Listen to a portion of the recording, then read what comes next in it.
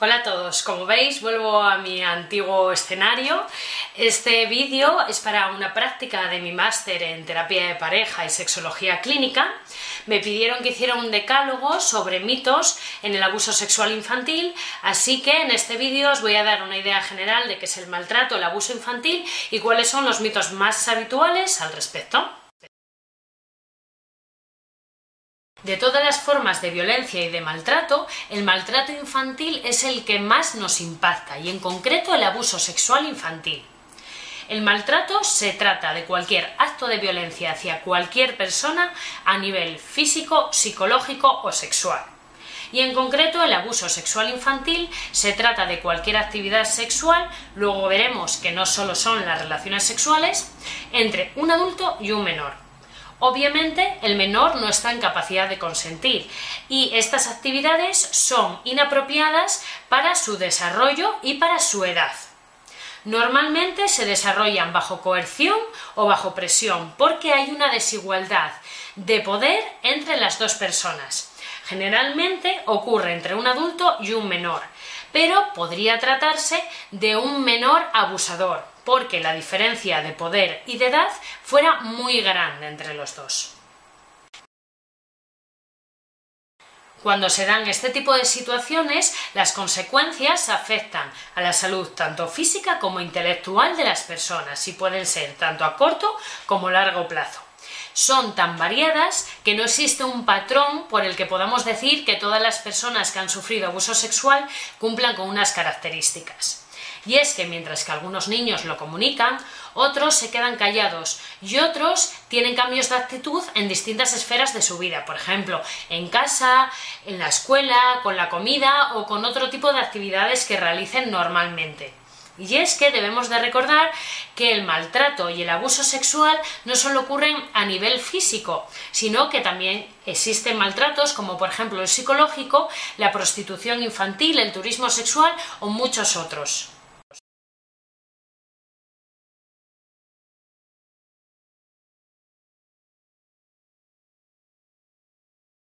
¿La incidencia del abuso sexual infantil es mayor ahora que antaño?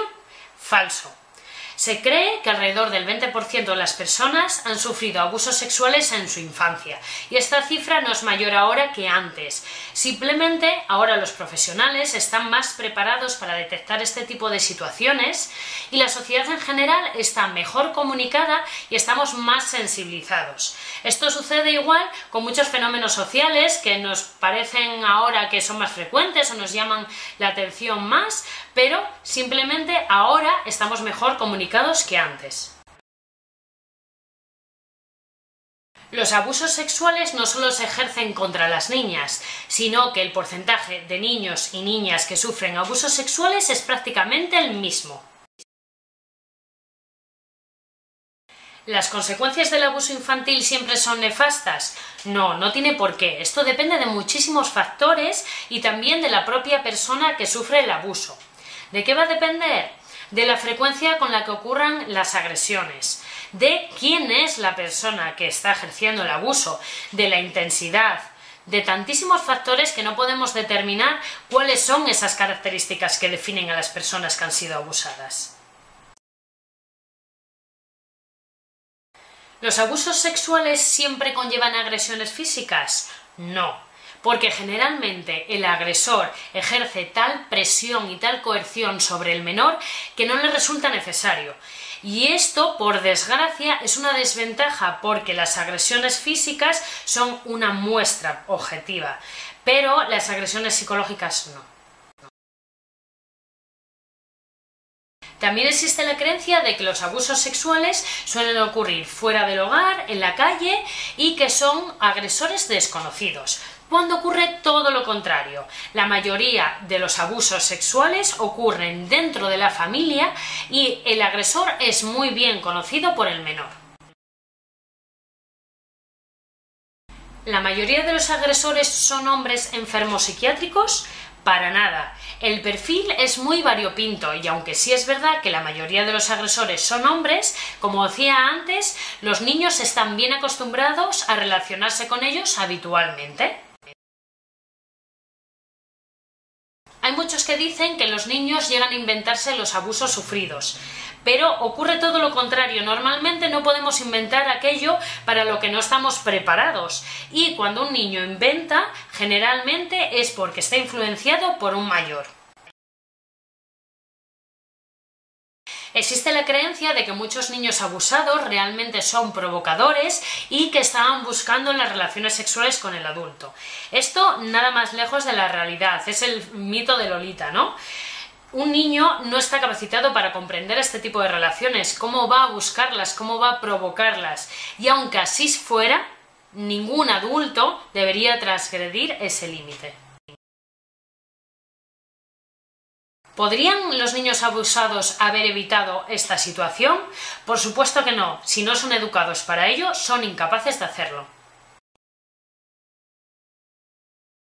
Muchos padres y muchos adultos creen erróneamente que si algún niño de su entorno estuviera sufriendo abusos, serían capaces de detectarlo. Pero esto no siempre es sencillo, precisamente porque todos esos síntomas y todas esas conductas que presentan los niños son muy variadas. ¿Siempre se denuncia el abuso infantil? No, por desgracia no. Por las presiones que sean, por las situaciones que sean, muchas madres y muchos padres conocen la situación y aún así no denuncian. Y por último, ¿se puede prevenir el abuso sexual infantil? Sí.